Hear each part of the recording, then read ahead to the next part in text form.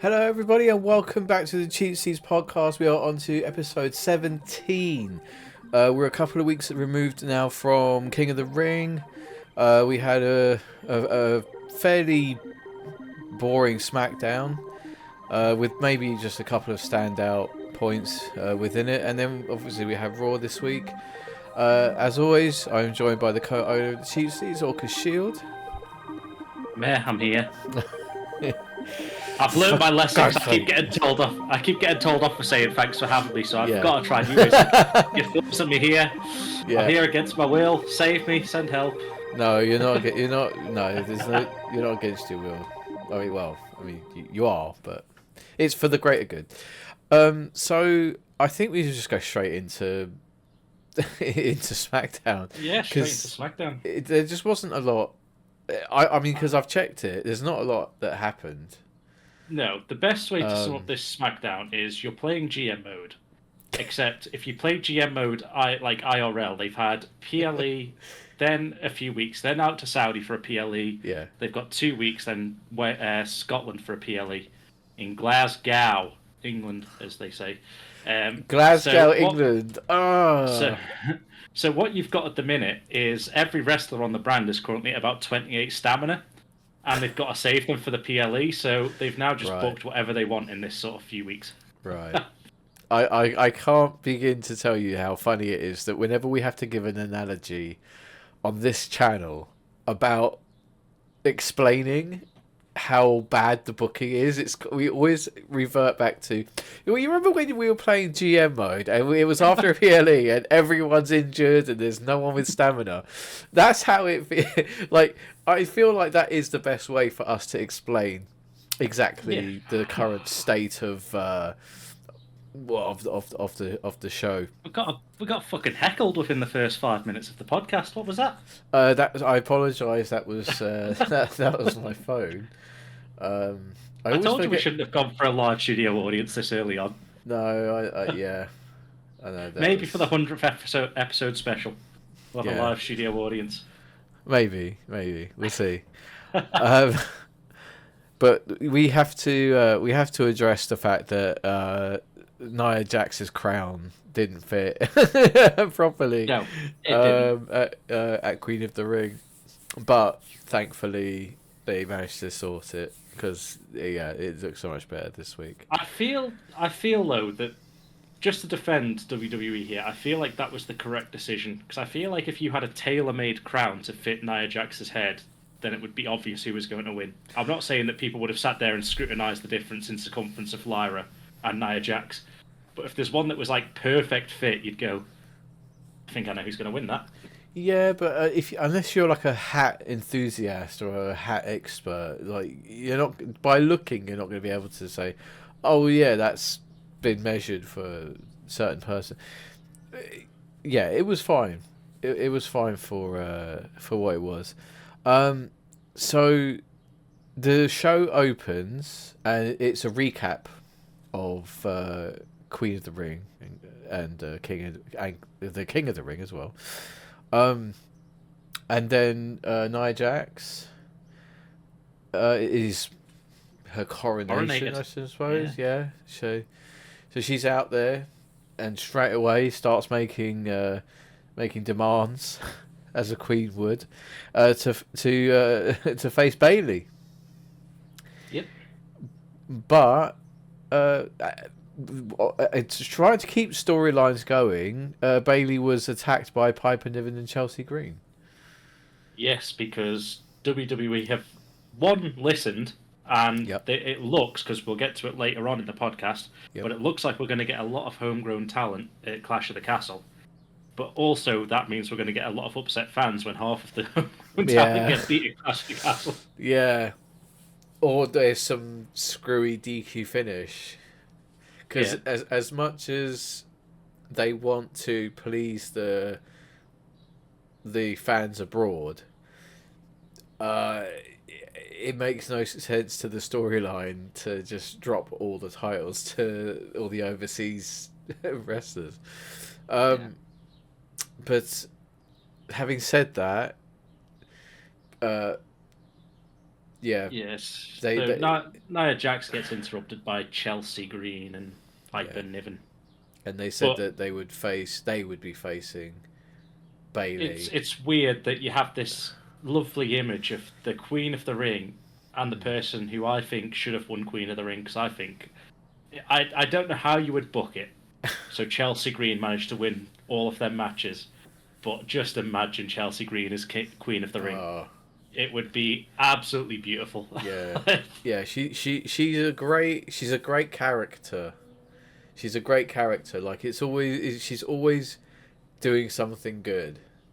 You know, like Yeah, every time she's on TV, it's worth seeing. It's worth watching that particular segment. Um, but yeah, Nia Jax did the classic sort of, well, I'll face anybody. Doesn't matter who it is, I'll beat them. You know, yeah, classic. yeah, Then we had another segment. yeah. Just before we move on, one Yeah, thing I will yeah, say, because this could happen. I don't think it will, and we'll watch our predictions video next week when it goes out for Clash of the Castle. But I think if you were to book either Nia Jax versus Bailey or Nia Jax versus Piper Niven, majority of people are going to pick Nia Jax versus Piper Niven because they are two big girls that can. They are two meaty yeah, women yeah. that would absolutely beat seven bells out of each other. Oh my god, it would be such a I. The thing that would bother me the most is that I want, like, at what point does someone like really punch the other, and then the script goes out the window and it turns into a shoot fight. Like that's the bit that bothers me, because they would be ruthless with each other, which is fine as long as they're doing it safely. Yeah. Um, Anyway, we'll move on now. But yeah, yeah, I'd rather it be Piper Niven. yeah, same. Um, and so then we had a short backstage segment between DIY and Nick Aldis, the general manager, and uh, Ciampa wanted to have a match. Now, bear in mind this is a tag team. Ciampa wants to have a match with Austin Theory, who is also in a tag team with Grayson Waller. Uh, why can't they just have a tag match? I think that I think in theory, if you pardon the pun, they're holding off on letting them two go at it until it's for the belt. I don't think they Right. want to put a winner until that's, because I feel like that's going to be, it's the obvious choice at the minute for who A-Town Down Under's next rivalry's going to be. Okay. And I honestly hope, like, you know me, I don't hide it. DIY are my boys. Johnny Gargano. Oh, I I want to see him with a belt. I know, and I know we've been over this before. I liked them when they were doing their thing in NXT when Ciampa was the Blackheart Ciampa, and Gargano was Marvel villain or Marvel superhero X, whatever he wanted to be that week. Um, that was when I was a big fan of both of those guys, and then and of course with every NXT call up around that time, you know, Vince got in there, got his say. They botched the call up. Ciampa did absolutely nothing. They ended up back in NXT anyway. Yeah. But they had a match. He had a match against Austin Theory. Yeah. It was apparently. I mean, I don't know, because when I saw it, it looked very much like both guys had an equal amount of Yeah, offense. it was very even most of the match, which is what you want because obviously you've got a champion, Yeah, and like I say, I think this is going to be their big challenger that comes up. I'm not saying it'll be Clash of the Castle because I think that card's looking pretty much full, like I say, with mostly homegrown talent being put on it, yeah, but a homegrown for like UK, not WWE homegrown. But then you also, so I think this will roll on to either SummerSlam or just a random SmackDown down the line, unfortunately. yeah, But I do think that this is going to be their big title match, and I hope DIY win. I think it might be yeah. the time that DIY win. Well, Cause, they're Triple H's boys as well. Like, they're not just, yeah, but they I got also, many fans. yeah, and I'm not going to shit on Fury and Waller 'cause they're two great competitors, and they're Yeah. going to be the face of the brand for many, many years to come. Yeah, they will be. But Yeah. they just haven't done anything with these belts, as of note, since they won them. I Since they split up, like you get Miz and Truth who are doing like the comedy skits, they're defending them, this, that, and Yeah. the other, and then Theory and Waller, they do what the Grayson Waller effect, which is the same copy paste. We insult the town, someone comes out, 6-man tag, we don't defend our belts. Yeah, I think what they're doing, in my opinion, is they needed a heel team to win the SmackDown belts. And if I'm right, I don't think there's that many heel teams that are not already engaged in other feuds. So it makes sense for them to hold the belts for now. But yeah, it's well, I mean, Ciampa beat Austin Theory, which again kind of lends itself to the eventual outcome in the future when you know that DIY are going to get a title shot. But Yeah. but again, like Waller and Theory being a tag team was, I think it was just an experiment to check out the chemistry, and they really did work well. I mean, I booked them in my GM mode. I booked them in my GM mode before WWE did, and they worked well there. So I don't know. I think they need to give them more things to do. You know, give them more decisive victories. Like make them champions worth having. Yeah. Because at the moment it kind of just seems like they just got lucky when they won the ladder match. They're like, Yeah. you know, it's, I don't know. It feels like it's stalled a bit. But having said that, we've had a lot. We've had like Backlash. We've had King of the Ring. Like, there's been a lot of back-to-back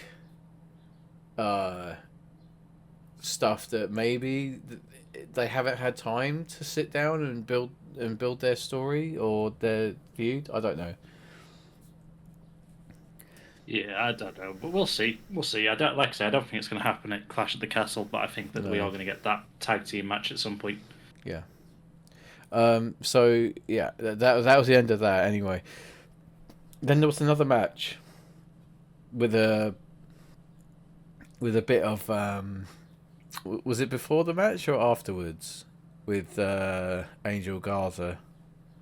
It was during as well. He came down to the ring to try and help recruit. Yeah, or try and recruit Andrade. Yeah, so Andrade versus Apollo Crews was the next match, but Angel Garza spoke to Andrade about joining Legado del Fantasma.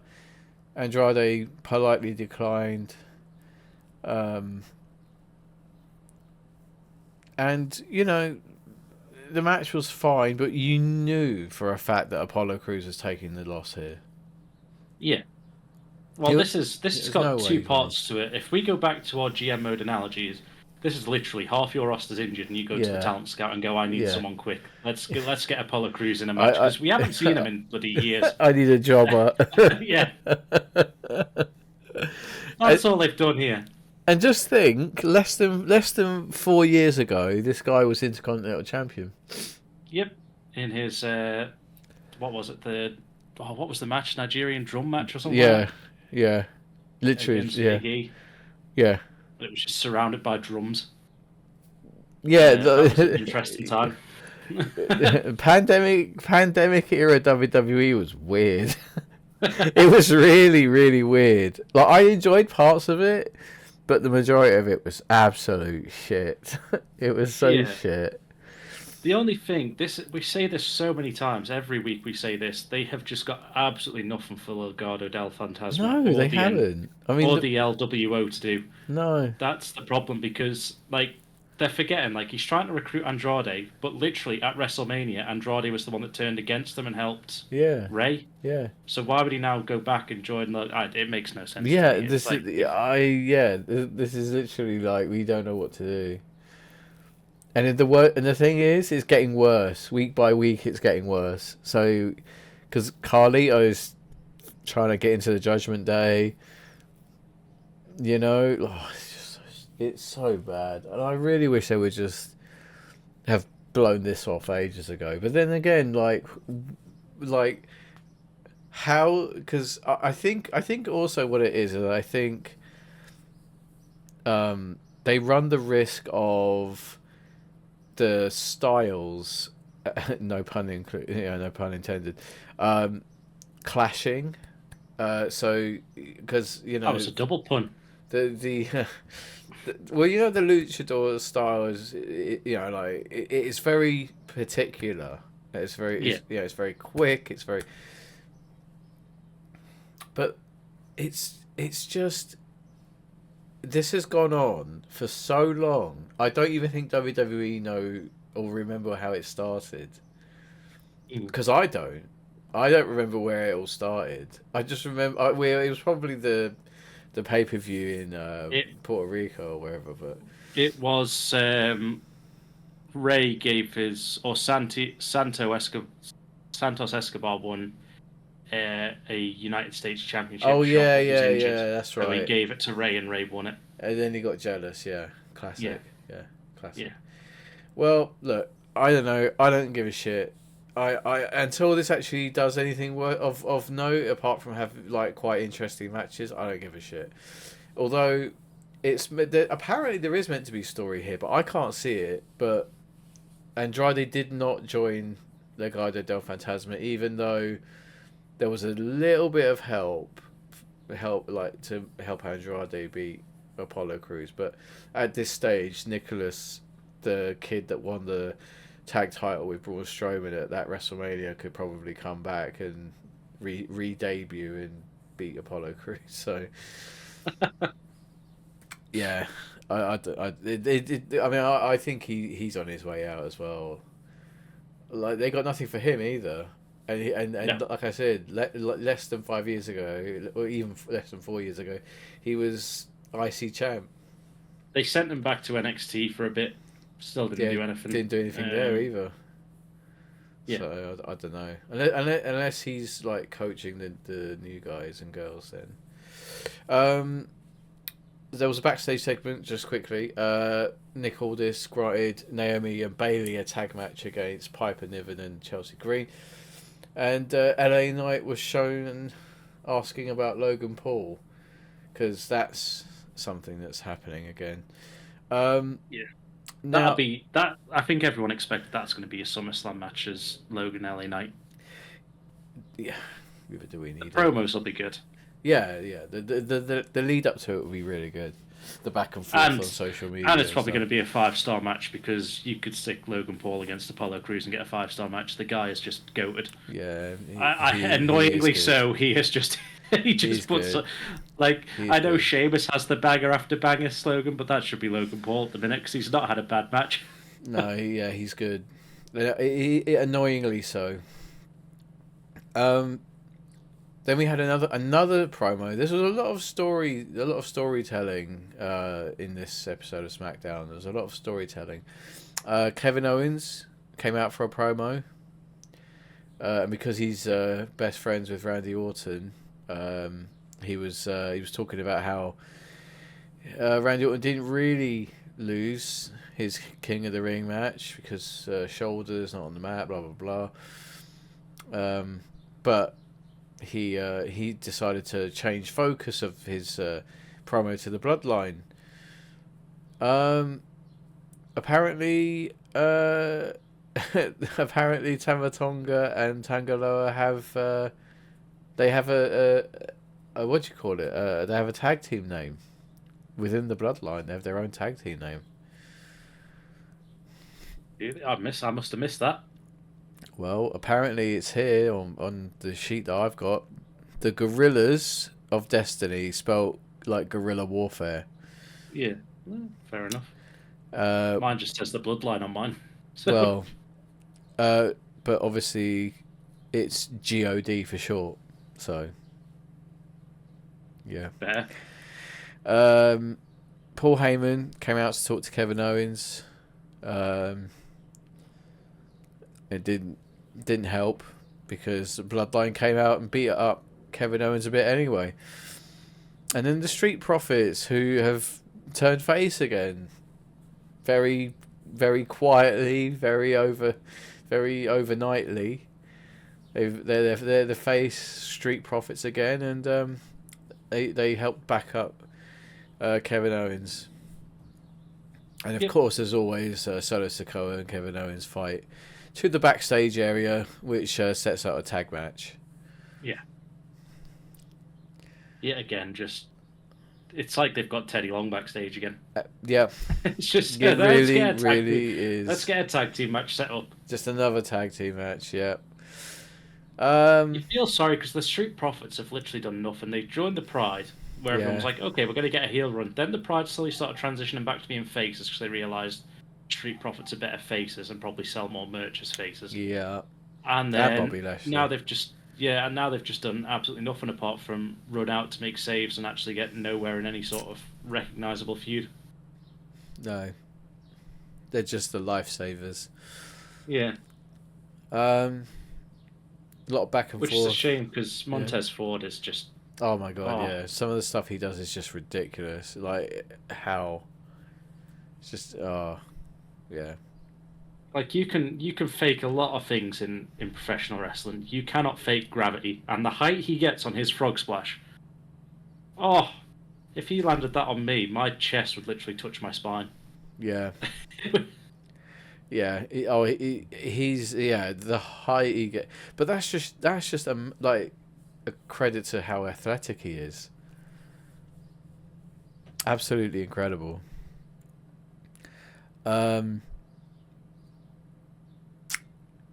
What do we have next? What do we have next? We had we had the tag match you set up at the start of the SmackDown segment. Bailey and Naomi taking on Chelsea Green and Piper Niven Yeah, with a It rather was- unexpected result, in my opinion. yes and no. I think that I think that the result was probably the right decision because they want to make Piper look strong going into Clash of the Castle. I still don't think they're going to win, but I think it's the easiest way to make Piper look strong is by not pinning Bailey because it was Naomi that took the fall, wasn't it? Yep. After Piper, So- Chelsea Green pinned Naomi Yeah. after Piper Niven basically destroyed both of them. Yeah. So it's a way to make Piper look strong. The surprise result was obviously Chelsea getting the pin, Yeah. but Yeah. I don't know. I liked Piper Niven in NXT, and I would love to see her with a belt. Mm-hmm. But then at the same time, for me, the person that I want to have that belt was not on this show again. And is also a heel, so I don't really need Piper to get it now. But I'd love to see Piper Niven holding that belt. As much as I loved the dream of Bailey finally getting that belt, 'cause she deserved it after so long. Oh, absolutely. I think it was like a ridiculous amount of time since Bailey had a championship belt before this one. Yeah. It was probably the tag belts with Sasha, I think, were her last straps. Yes, it Um, was. And And then unless you count the Freebird rule with damage control, then she would have technically been a tag champ. But yeah, I don't really count that one, but yeah. So I it's good to see her finish it, but then at the same time, I don't know. There's just something about like even when we did the universe mode, I said to you I wanted like a roster full of like almost like mid carders. yeah, They could have really good matches with each other. And like, there's people like Piper Niven who never seem to get a chance, well, or never did under Vince get a chance at going for a big belt. And I think she would actually just dominate that women's division. right. But I don't think it's going to happen. Well, like I say, tune into the predictions next week. But I don't think this is going to be the one. Although imagine the swerve if they have Drew lose and Piper win. Wow. Well, we'll have to wait and see. And then we get to the final part of SmackDown. Where Mark Henry stood in the ring. we had He said to his baby boys that he was coming home. We had probably the most predictable fake retirement ever. Like ever. So Earlier in the evening, AJ Styles spoke to Nick Aldis, asked him for a promo spot during the evening, and Nick Aldis said, "Yeah, okay." And AJ looked a bit emotional, a bit thing. So everyone was like, "Oh, bet he's going to retire." So he talks to Cody, says something, whatever. He comes out, starts doing his best Mark Henry impression. Um, then he asked Cody Rhodes to come out and have a guess. Anyone want to guess? Yeah, of course. They have a little cuddle. The too sweet. Styles does the too sweet. He holds his hands up, and then AJ Styles absolutely decks him with a clothesline. And then he delivers a Styles clash from the steps to the floor, which, like, okay, that's an impactful, statement he's making. And then SmackDown goes off the air, but Yeah.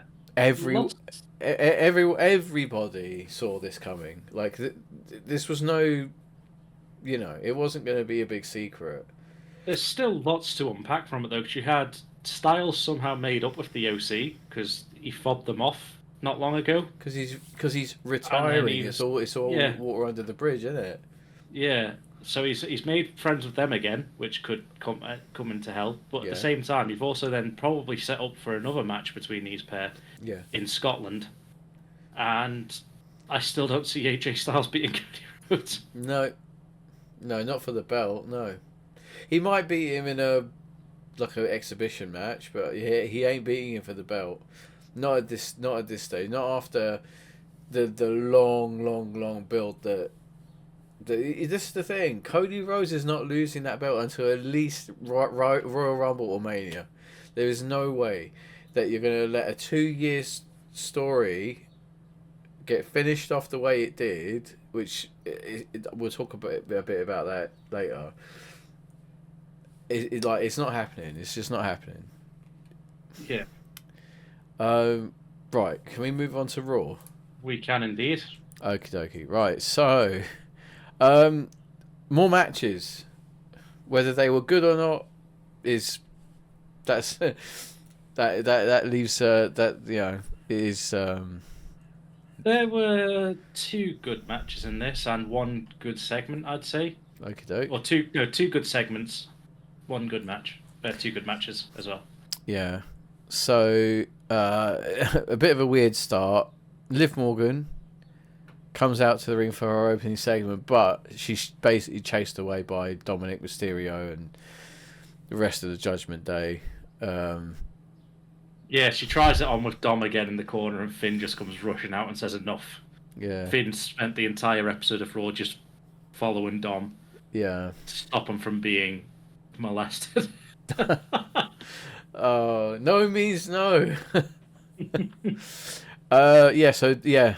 That didn't go down very well, did it? In fact, there was 3 good segments, and one of them I'll touch on now because I don't think we'll get to it. Okay. But Pat McAfee brought out his little pen, and he did a whole thing of this shot. He broke it down, so he was like, Dom's eyes were looking here, and you see this part of Liv's hand as he strokes down, and her eyes are looking straight down. It was so good.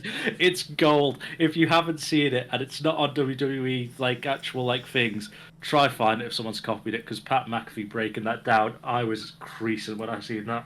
Yeah. It's so good watching him just scribble on this and explain what's going on. It's perfect shithousery, and he's good at it. That's the thing about Pat McAfee. He's good at doing that sort of stuff. So then,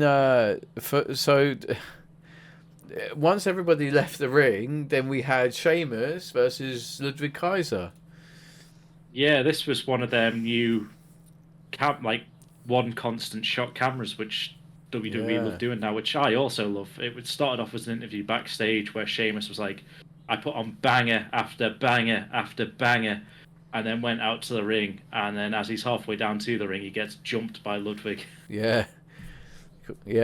Gotta watch that. But this is one of my matches. This is one of the two good matches these pair Yeah. put on, an absolute barnstormer for an opening match. Yeah. Yeah. Well, classic Sheamus match. He got chopped quite a bit by Kaiser, and Sheamus being made of like 90% milk and 10% blood. When he got chopped across the chest, of course, just a red line just appears, and you're just like, that. If you have any friends that say wrestling is all fake, just tell them to watch Sheamus getting slapped and the red mark just appearing. You can't fake that. No, they looked sore as well. Like, I've seen people get chopped and it leaves a red mark, sure, but these were like raised. Like these are like bruises. They were raised lumps. It's awful. But yeah, it was a good match. It was a really this one I enjoyed. I did. And unexpected winner, I'd say. I think obviously jumping at the start of the match helped. Yeah. You can put that down to it, absolutely, but definitely did not see, because Kaiser has done nothing but job. Well, I say job. He's done nothing but lose.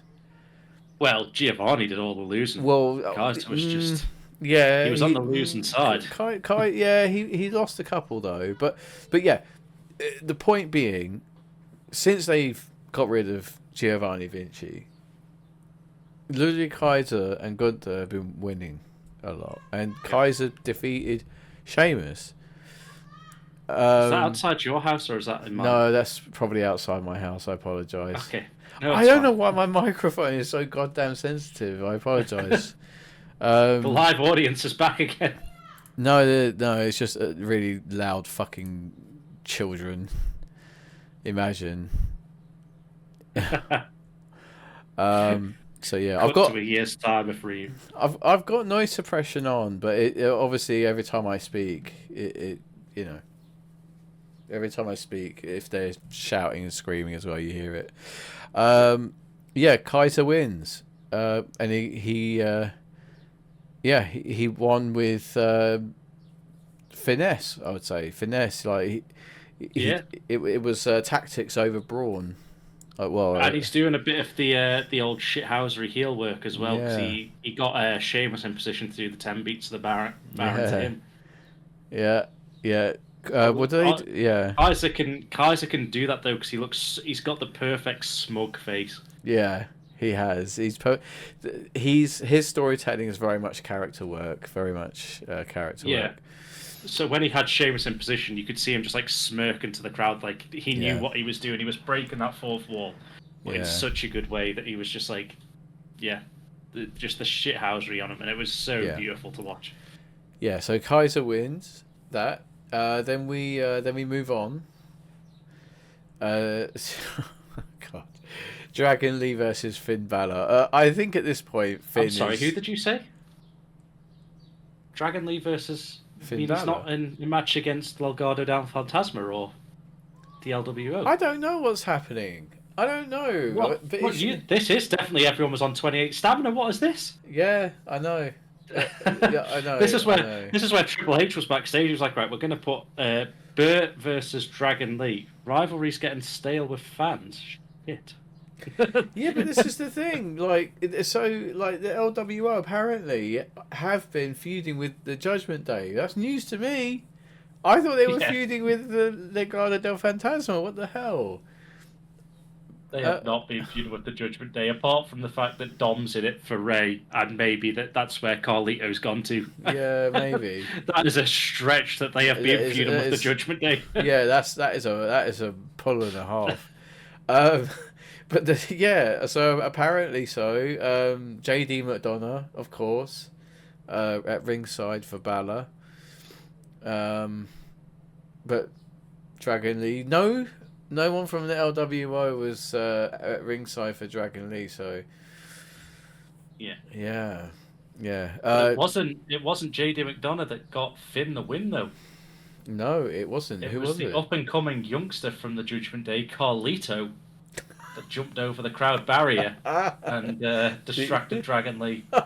I don't. You probably won't remember this because I think your wrestling knowledge doesn't go back that far. But there was a Royal Rumble, and I think it might have been '93 or the '94, and one of the commentator was a chap called Gorilla Monsoon, and Carlos Colon, who is Carlito. I think it's Carlito's dad.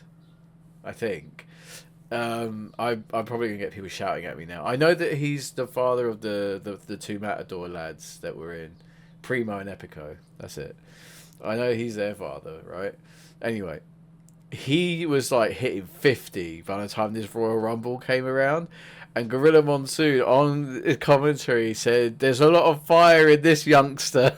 The dude's clearly like nearly 50. So you know. So yeah, you saying that just reminded me of that. Sorry, complete segue. But anyway, yeah, Carlito trips Dragon Lee off the top rope. But yeah, Braun Strowman comes out to make the save with Rey Mysterio. Why I don't know, but I can't remember if this was it or if it was at the end of the night. I can't remember which one it happened in now. It might have been the end actually. Yeah. Where they actually do take down Braun Strowman. Well, I don't think it was here, but Damian Priest in a bit of storytelling. He was saying to Dom to make it right with Rhea Ripley. Yeah.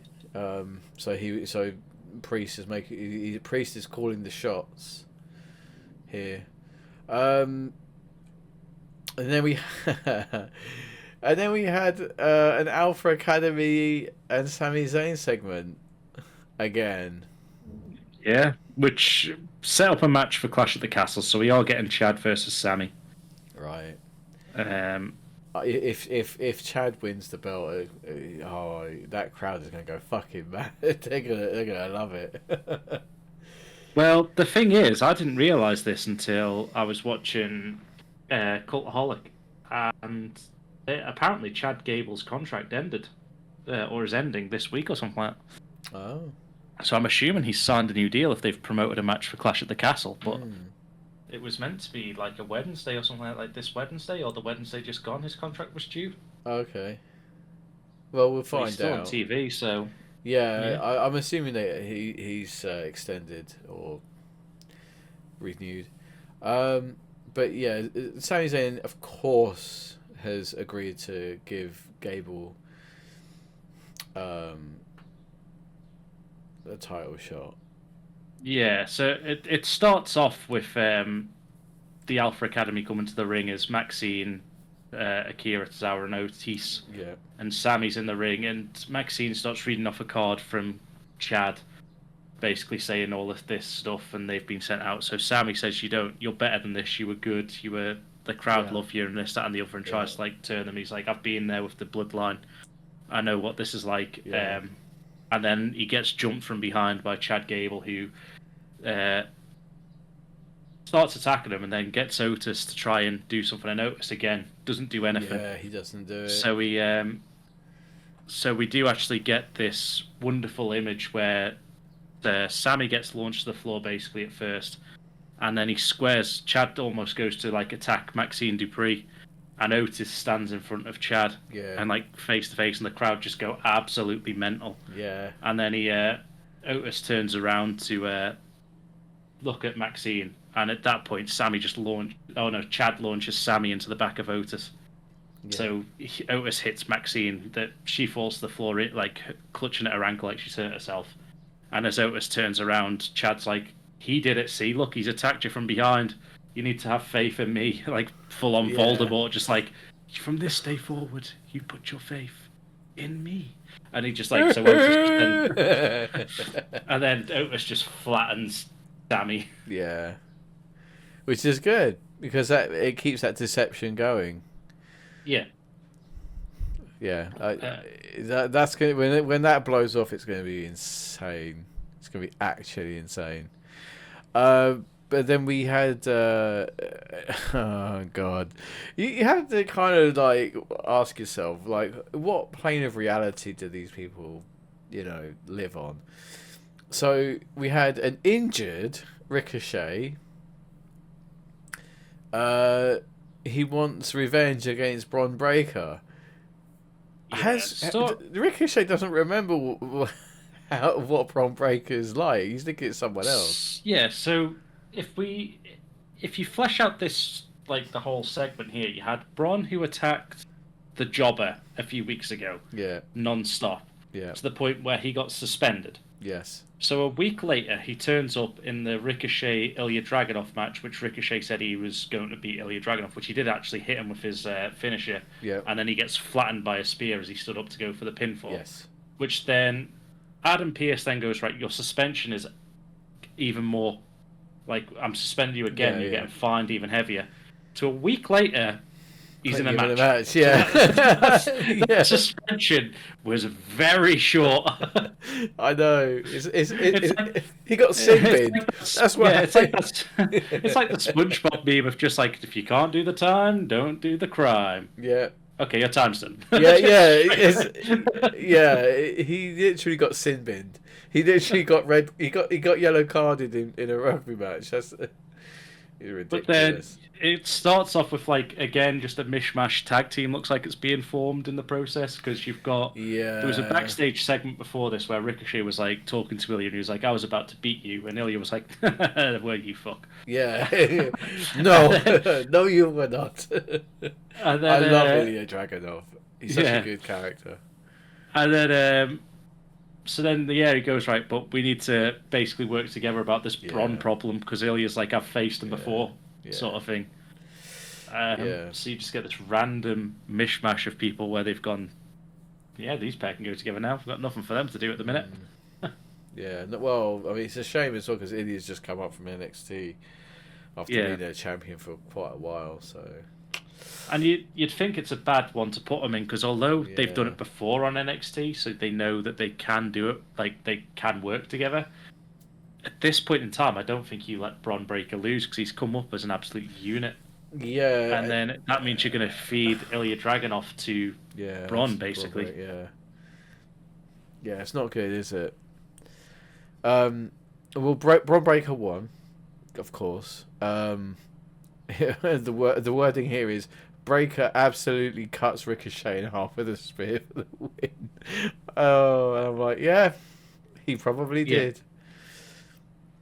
It was the Frankenstein spear combination to secure the win, and then he went to attack Ricochet outside the ring, and then Ilya Dragunov came down to let Bron retreat through the crowd.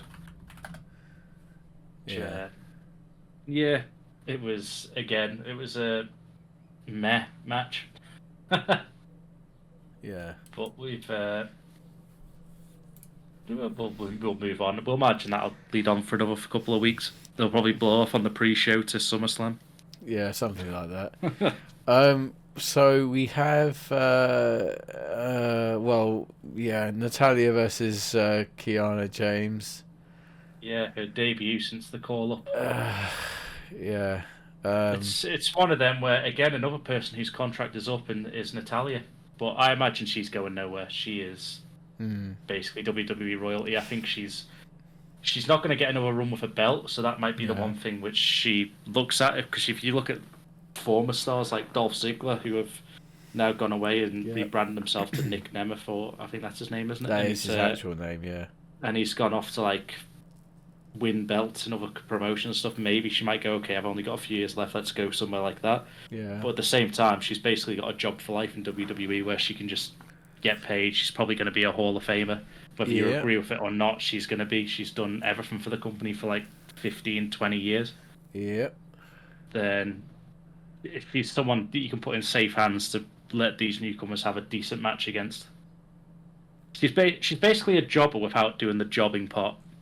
And what I mean by that is she still puts on a decent match, but you know she's probably going to lose.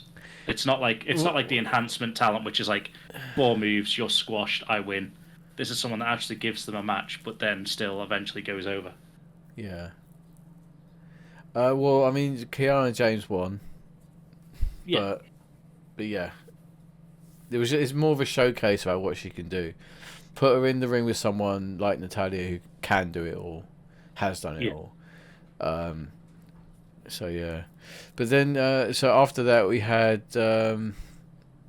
well, I mean we got to try and rush through the rest of this really. Braun Strowman versus Carlito. Yep.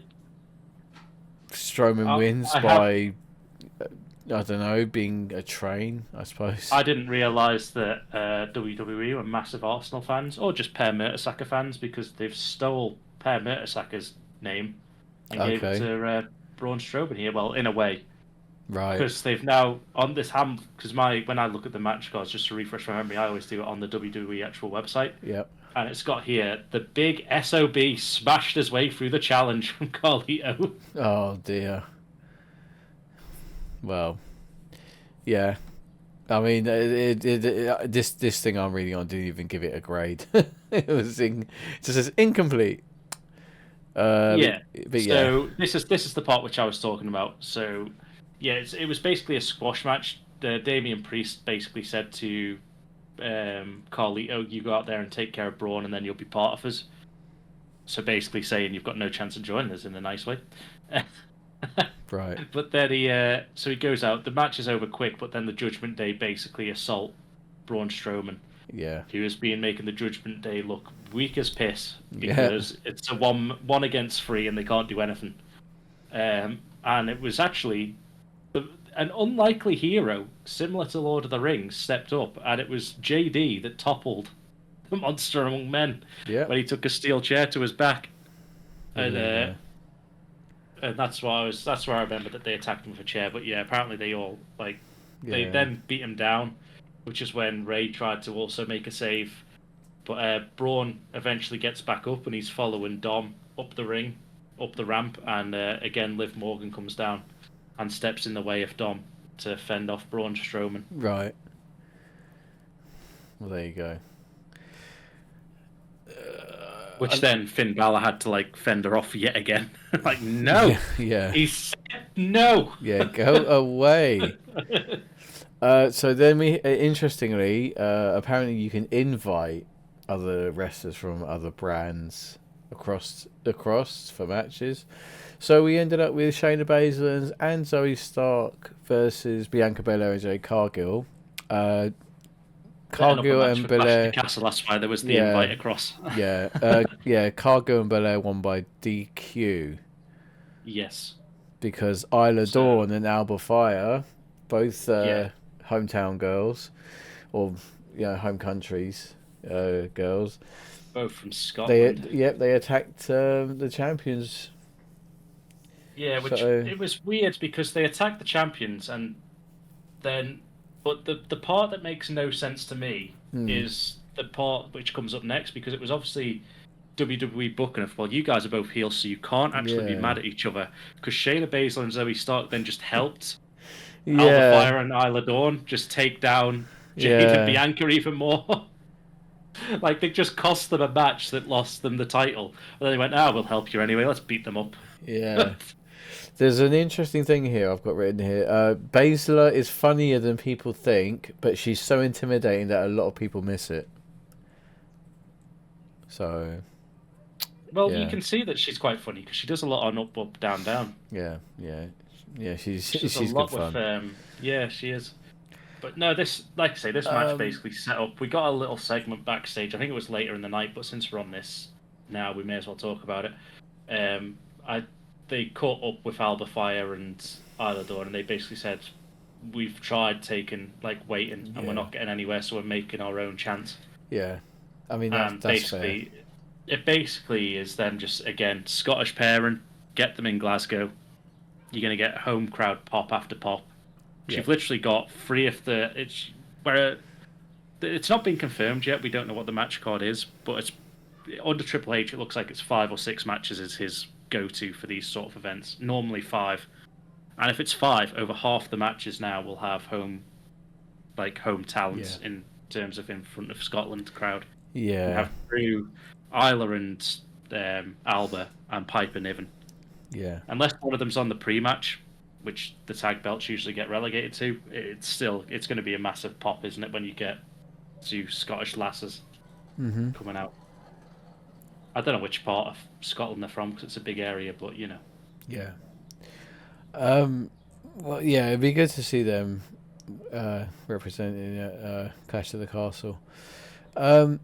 We had the New Day versus Authors of Pain. Authors of Uh, Pain won. we had just before that we had a promo Oh, where okay. Jey Uso came out in the crowd Oh, and okay. cut a promo from the middle of the crowd on the steps, basically saying that he's going to win the Money in the Bank contract, and then got everyone to do the yeet. Okay. So that's pretty much him confirming he's going to go in the Money in the Bank ladder match. Yeah. Well, they're going to start. Yeah, they're going over the next few weeks. They're going to start making announcements. So Yeah. that'd be that'd be worth And it. then we had another like segment just before this match as well, where it was backstage, and yet again, Karrion Kross came up to Xavier Woods Yeah. and basically said that the New Day's getting old, sort of thing. You need to think about it after this match. And then Xavier sort of looked at him as he left. Yeah. Yeah. I mean, it was Kofi Kingston that got distracted by Karrion Kross. Yep. That let the AOP get the win. So Yes, they stay did, tuned. to Xavier Woods. Then it ended that sort of match segment with Xavier Woods giving Kofi a sort of what the hell look as Yeah. Kofi went to check on him. Yeah. Like Xavier sort of being persuaded by Karrion Kross and his cult. Yeah. Well, we'll see what happens there. It could be interesting. But just before we move on to the final match of the night, because we're on the New Day, apparently Big E has got in for stem cell treatment. Oh my god! I hope. Oh my god, that'd be so good. That'd be so good if it works and he gets cleared for the Rumble. Oh, that'd be So so that was good. it. That was in the news. He has got in for it. So he has. Oh, okay. It doesn't confirm that he's going to come back. No, He no, hasn't no, said no. he's going to It come doesn't. back, but No, it's it a step in doesn't the right confirm direction. anything. But yeah, it could be. It gives him the option. If he gets the unclear, it's not that he'll accept it, but No, the but option's there. Similar to like what Edge had, where he had that fire is always going to be in him sort of thing to come back. And at least yeah. end on his terms. So maybe we get like 1 or 2 matches for him to end on his own way. Yeah, maybe like a last feud. Yeah. Sort of thing with and maybe like all of the New Day, like and they all just that was it. Like when they're done, they're done. Like, that's it. Yeah. Moving on to the final match of the night, Damian Priest versus Rey Mysterio. I genuinely think this is because they still regard Rey as being a massive marquee name. Yep. When that's not in all due respect to Rey, that's not really the case anymore. Like he's, everyone knows him, but he's not, and I think Priest doesn't really have anyone to challenge at the moment. Well, so not until you get him against Drew. So yeah, that's what I mean. Yeah. Because Rey, we know Rey's not. He's main event quality, but he's not going to be up there. It's still. But even the way they finished it, it wasn't like it was a clean. It was clean, but not in. Yeah, it wasn't easy. It wasn't easy. Well, a brawl happened outside between the LWO and the other members of the Judgment Day, and obviously Braun came down as well. And and then inside Damian Priest hits Rey with a South of Heaven. Yep. After Rey does like a suicide dive to the outside to take everyone out, he rolls back in, gets hit by a South of Heaven, picks up the win, and then as Damian Priest gets up, he gets wiped out with a Claymore. Yeah. And a future shock DDT. Oh, maybe it was just the future. Maybe it wasn't a Claymore, but he then obviously Judgment Day rally and send Drew McIntyre through the announce table to end the night. Yeah. Well, it's got which on here. Puts that numbers game against Drew for Clash at the Castle. Yeah. Priest obviously defeats Mysterio. That was the result. But yeah, it looks good for the headline. Yeah. It's Damian Priest is 41. Did you know that? He's an older man. Yeah. Yeah, but you never hear from the commentary or anybody that he's a veteran in the business. No, well, I think it's still that was sort of because of Vince. You're not allowed to talk about outside, are you? So Well, you can now. It's very yeah, different. you It's a can now, very but it's a different. bit difficult to suddenly for them to change and just go, yeah, he's actually been wrestling for years and years and years. Wouldn't So hurt. 'cause Wouldn't hurt for they've them built to up so acknowledge long. it. Yeah. Sorry. So yeah, no, I agree. It shouldn't, but I'm just saying that it might be a bit harder because they've spent so many years of like Damian Priest. Because when he first came into NXT and then got the call up, Yeah. they made it sound like this was his first company, and it wasn't. No, it wasn't. And then it's hard for them to then go back on themselves because they'll have so much like history and stuff, and like because all of the Raws and stuff are on the network and stuff, people go back. They can be like, hang on, weren't they just saying this? Yeah, but this is the thing. So like, yeah, they're gonna stop doing that now. I think that they're just gonna be like, yeah, he's coming from maybe not AEW, but they'll be like, oh, he worked in Japan and Ring of Honor and stuff. So yeah, I think so. I think that's probably what'll happen. But the only other thing, which I don't know the answer of yet, because the whole video hasn't come out, but Drew, because we finished. That's all that happened on Raw. Yeah. That's when it went off the air. But Drew was doing an interview before Clash at the Castle, because obviously it's his homecoming, so he's been doing a lot of interviews at the minute. Yeah. And he got asked. They were like, "So you were on TNA as Drew Galloway, this, that, and the other. We've seen Jordan Grace come up and now challenge for the NXT Women's Champion." Yeah.